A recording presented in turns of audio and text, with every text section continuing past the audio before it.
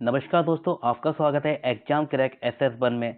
अगर आप railway, SSC, UP police या किसी भी एग्जाम की तैयारी कर रहे हो तो ये वीडियो आपके लिए बहुत ही महत्वपूर्ण होने वाली है, क्योंकि इस वीडियो में मैं आपको बताता हूँ मैथ के इंपॉर्टेंट क्वेश्चन जो कि परीक्षा में बार बार पूछे जाते हैं। जिस तरह क्वेश्चन इस साइट में दिए गए उसी तरह से क्वेश्चन आपके एग्जाम में भी आएंगे, और हम अधिक से अधिक आपको शॉर्ट ट्रिक सिखाएंगे जिससे आप एग्जाम में कम टाइम में बड़ा क्वेश्चन भी कर सकें। चलिए शुरू करते हैं आज की क्लास।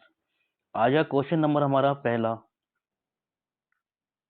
ये क्वेश्चन नंबर हमारा पहला, इसमें कह रहा है 9 के प्रथम 30 गुणांकों का औसत क्या है। आपसे औसत पूछ रहा है। देखिए, इस क्वेश्चन को हम डायरेक्ट सूत्र लगा के ही करेंगे, क्योंकि इस क्वेश्चन में कोई भी शॉर्ट ट्रिक नहीं चलती है। देखिए, इसका तरीका होता है के बराबर होता है आपका, जैसे के दिया के बराबर होगा 9 और आपका n बराबर होगा 30।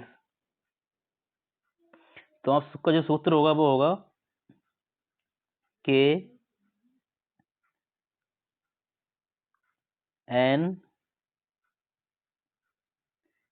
प्लस 1 और बटे 2, और इसके नीचे आप एक n और लगा देंगे। अब इसमें आप वैल्यू रख लीजिए। देख, आपका जो के आएगा, आपका के आएगा 9 और 30, n 30 है आपका 30, और एक जोड़ेंगे 30 में तो ये हो जाएगा 31 और बटे 2, और फिर एक n लेंगे 30। अब जब हम इसे हल करेंगे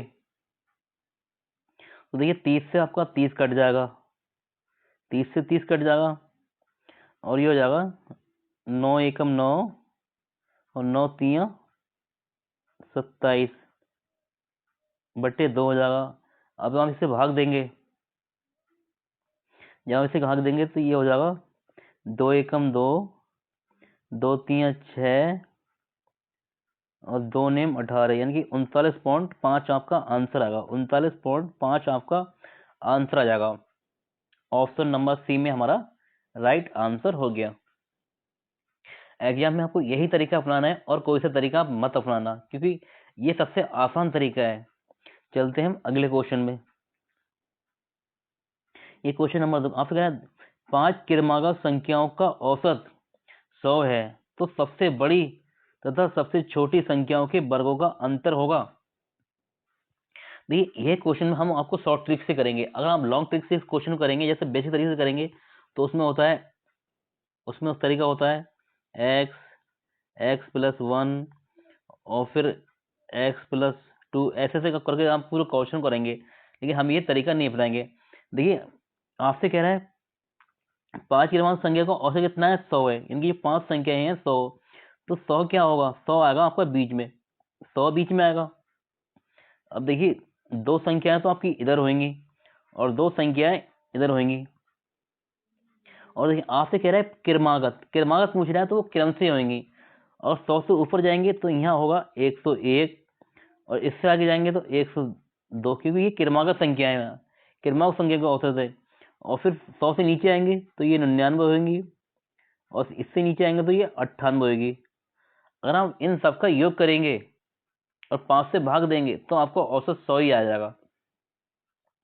देखिए, तो सबसे बड़ी संख्या कौन सी आ गई, सबसे बड़ी संख्या हो गई हमारी 102, और सबसे छोटी संख्या हो गई 98। आपसे कह रहा है इनके वर्गों का अंतर। जब वर्गों का अंतर पूछ रहा है तो हम कर लीजिए 102 का स्क्वायर माइनस 98 का स्क्वायर। जब भी आपसे वर्गों का अंतर जो पूछा जाए तो इन्हें एक बार जोड़ दो और एक बार घटा दो, और 102 को और 98 को एक बार जोड़ेंगे तो ये हो जाएगा 200, और 102 में से 98 माइनस करेंगे तो ये आएगा 4 इंटू 4। अब हम इसका गुणा करेंगे तो ये हो जाएगा 800। 800 आपका राइट आंसर आ गया। ऑप्शन नंबर ए हमारा राइट आंसर हो गया। ये हमारी शॉर्ट ट्रिक थी, हमने शॉर्ट ट्रिक से बहुत ही आसानी से कर लिया। अगर हम बेसिक तरीके से करते तो आपको इस क्वेश्चन को बेसिक तरीके से करने में 1 मिनट लगता। चलते हैं हम अगले क्वेश्चन पर। ये क्वेश्चन इसमें कह रहा है रश्मिका को एक निश्चित चाल से चलने वाली कार में 612 किलोमीटर प्रति आवर की यात्रा करनी थी। यदि वह अपने गंतव्य पर 9 घंटे में पहुंचती है तो कार की चाल ज्ञात कीजिए। आपसे कह रहा है कि वो अपने मतलब 612 किलोमीटर प्रति घंटे की यात्रा करनी थी, या 612 किलोमीटर की यात्रा करी उसने और 9 घंटे लगे उसे यात्रा करने में। तो आपसे कह रहा है कि चाल ज्ञात कीजिए, आपसे उसकी चाल पूछ रहा है, चाल ज्ञात कीजिए। तो देखिए आपको चाल बराबर होता है, चाल बराबर होता है दूरी बटे समय। आपका चाल बराबर होता है दूरी बटे समय। अब इसमें रख दीजिए, आपकी चाल निकल के आ जाएगी। 612 है और 9, ये टाइम आ गया। अब इसे डिवाइड कर लीजिए, तो ये हो जाएगा 9 छक 54 और 9 अट्ठे 72, यानी कि 68 किलोमीटर प्रति घंटा आपका आंसर आएगा। यानी कि ऑप्शन नंबर ए हमारा राइट हो जाएगा। चलते हैं अगले क्वेश्चन पर। क्वेश्चन नंबर ये 4 है। आपसे कह रहा है एक रेलगाड़ी 180 किलोमीटर प्रति आवर की चाल से चलती है, तो इसकी चाल को मीटर प्रति सेकंड में व्यक्त कीजिए। देखिए इस क्वेश्चन में आपकी जो रेलगाड़ी की चाल है वो 180 किलोमीटर है, तो आपसे कह रहे हैं इसे मीटर प्रति सेकंड में व्यक्त कीजिए। देखिए आपने एक वैल्यू पढ़ी होगी 5/18, 5/18। देखिए जब भी आपको मीटर प्रति सेकंड में जाना हो, जब भी आपको मीटर प्रति सेकंड में जाना है, तो आप उसमें गुणा, कोई भी वस्तु दी जैसे 180 किलोमीटर दिया है, तो आप इसमें गुणा करेंगे, मीटर प्रति सेकंड में जाना तो आप गुणा करेंगे इसे 5/18 से। और जब भी आपको किलोमीटर में जाना है, किलोमीटर में जाना है, तो आप इसमें गुणा करेंगे 18/5 से, 18/5 से गुणा करेंगे। क्यों करेंगे? देखिए मीटर क्या है, इसे याद करने का एक शानदार तरीका बता रहा हूं आपको। मीटर प्रति सेकंड क्या है, छोटी वैल्यू है, तो आपको छोटी वैल्यू ऊपर रखना है, यानी कि छोटी वैल्यू के लिए छोटी वैल्यू आपको ऊपर रखना है। और किलोमीटर क्या है, बड़ी वैल्यू है, तो आपको 18 को ऊपर रखना है, क्योंकि बड़ी वैल्यू को आप हमेशा बड़ी वैल्यू को सामने रखेंगे। मीटर प्रति सेकंड छोटी वैल्यू तो छोटी वैल्यू, और किलोमीटर प्रति आवर बड़ी वैल्यू, तो आपको बड़ी वैल्यू ऊपर रखना है, 18/5 से गुणा करना है, और मीटर में बदलना है तो 5/18 से। अब आप इस क्वेश्चन कर लीजिए, कितनी चाल दी गई है हमारी, 180 किलोमीटर प्रति आवर।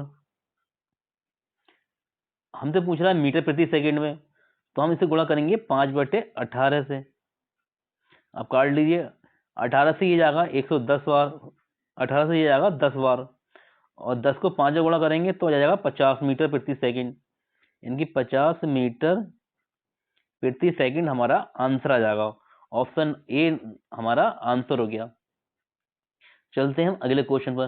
क्वेश्चन नंबर 5 आपसे कह रहे हैं इससे जल में एक नाव की गति 11 किलोमीटर प्रति घंटा है। यदि नाव 2 घंटे में धारा की विपरीत दिशा में 19 किलोमीटर की दूरी तय करती है, तो धारा की गति ज्ञात कीजिए।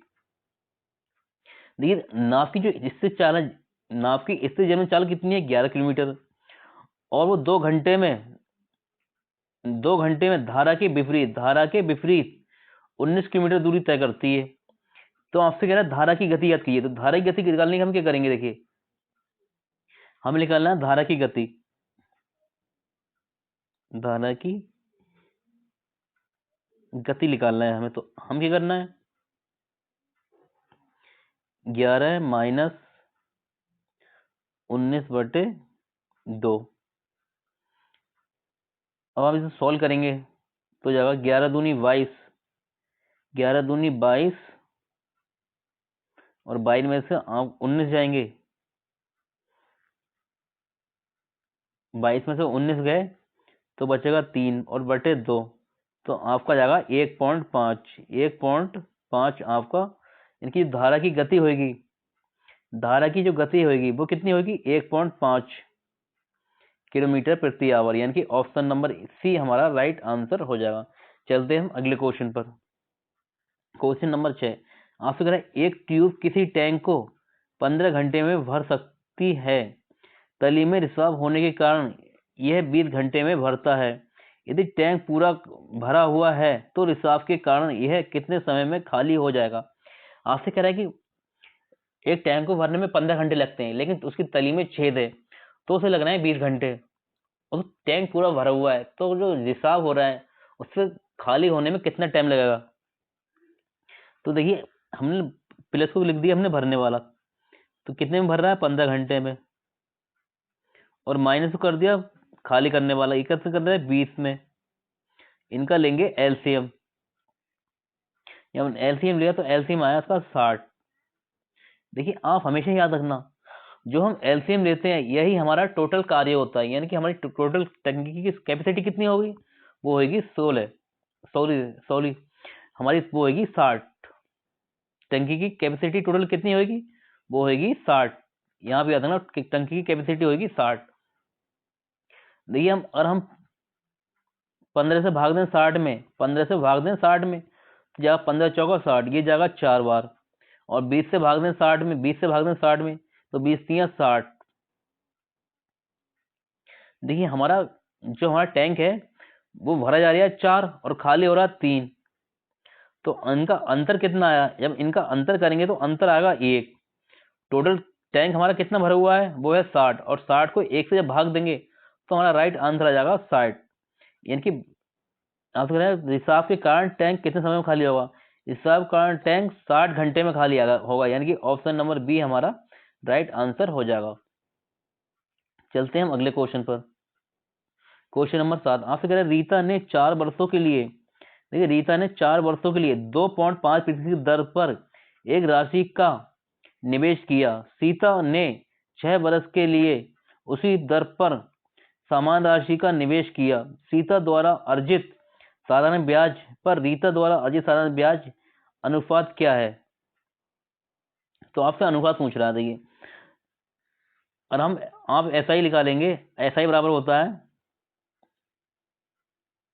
P/100, और आपसे अनुपात पूछ रहा है तो एक बार और लिख दीजिए आप इसे P/100।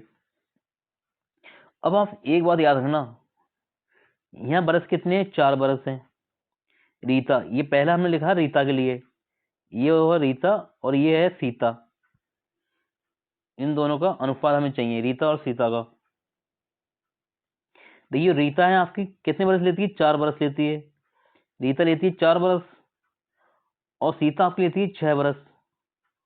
सीता 6 बरस लेती है, और आगे आपसे क्वेश्चन में कह रहा है देखिए दर पर समान राशि, यानी कि उसी दर पर, जो दर है 2.5% से वही दर है, और क्या है राशि, क्या है समान राशि है।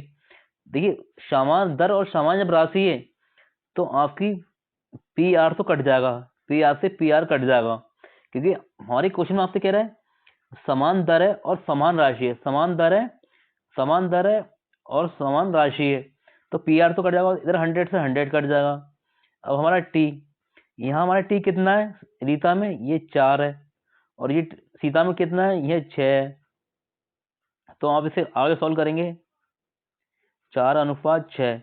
अब इसे काटेंगे, 2 से काटेंगे, 2 दूनी 4 और 2 तियां 6, इनकी जो हमारा अनुपात आया वो आया 2/3, 2/3 आया। आप तुरंत टिक कर देंगे ऑप्शन नंबर बी को, आप टिक कर देंगे, आप कहेंगे हमारा ये अनुपात आ गया 2/3 हमारा आंसर हो गया।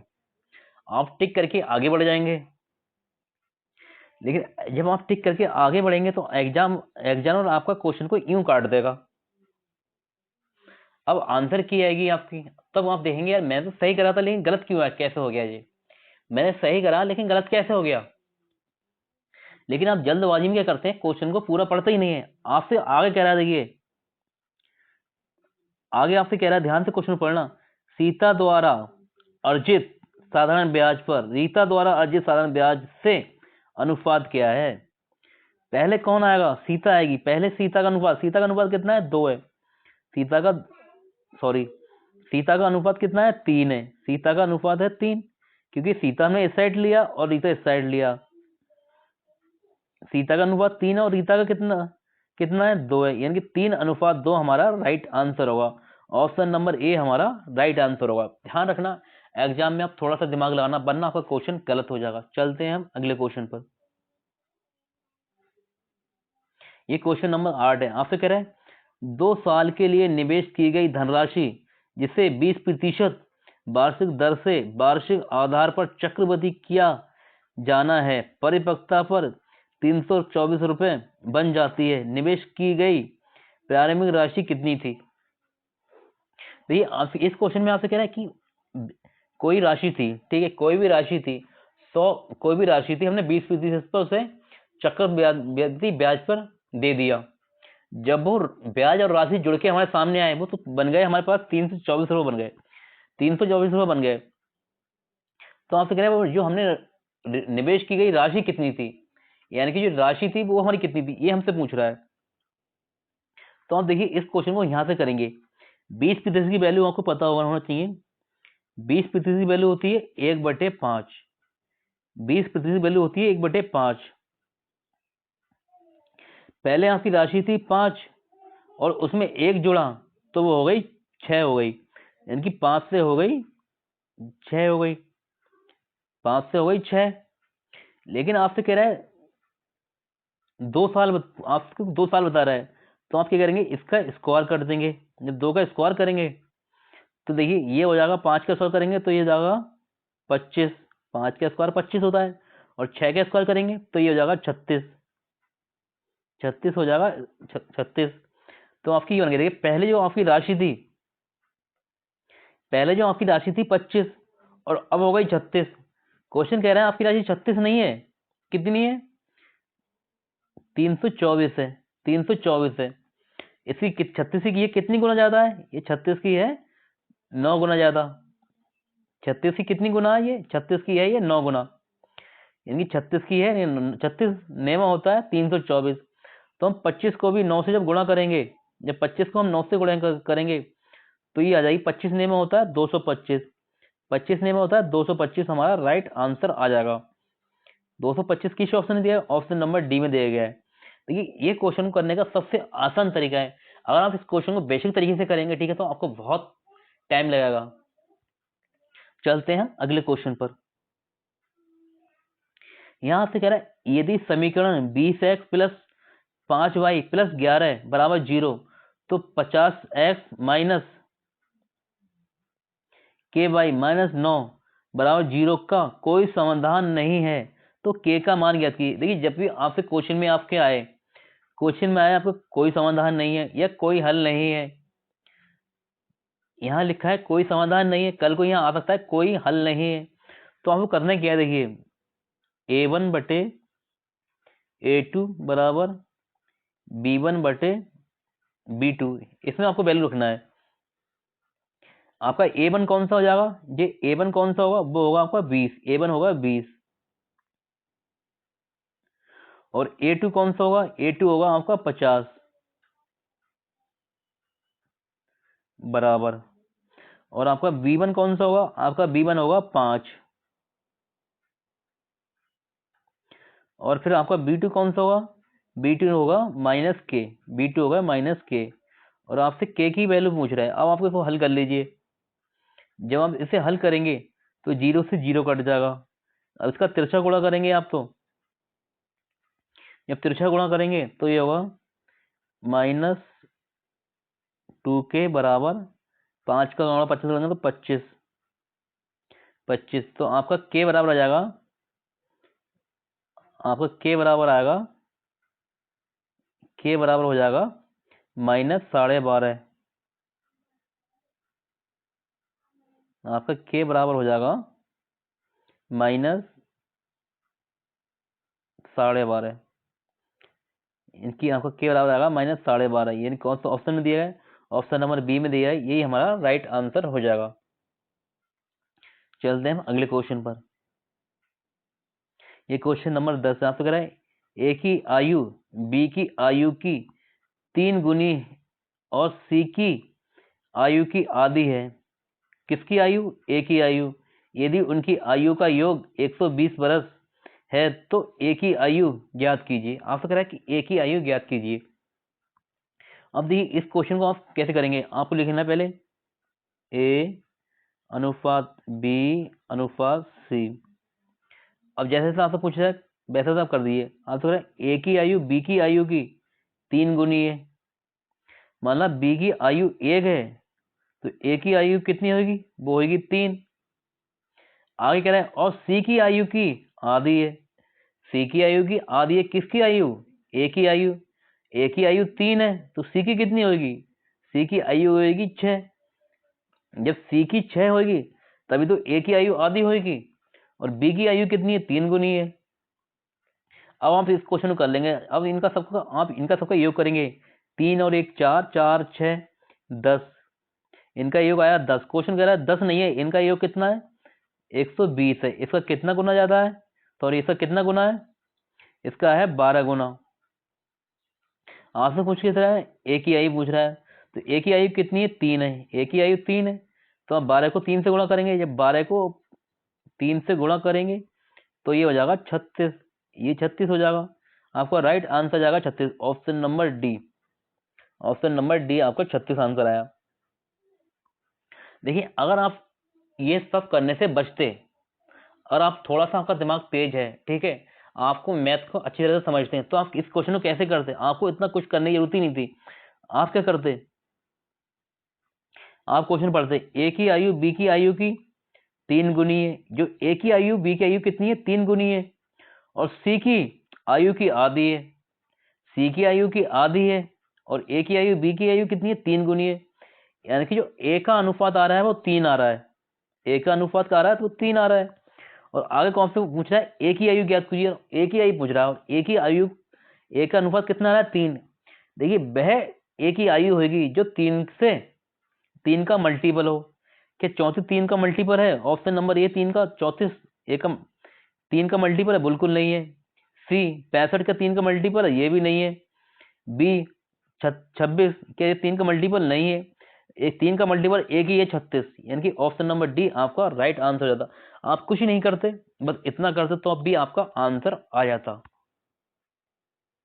आपको हमारी वीडियो कैसी लगी एक बार कमेंट करके जरूर बताएं। अगर आपको वीडियो अच्छी लगी तो वीडियो को लाइक शेयर करें, चैनल पर नए हैं तो हमारे चैनल को सब्सक्राइब करना इसी तरह की वीडियो पाने के लिए। मिलते हैं आपसे अगली क्लास में, तब तक के लिए नमस्कार।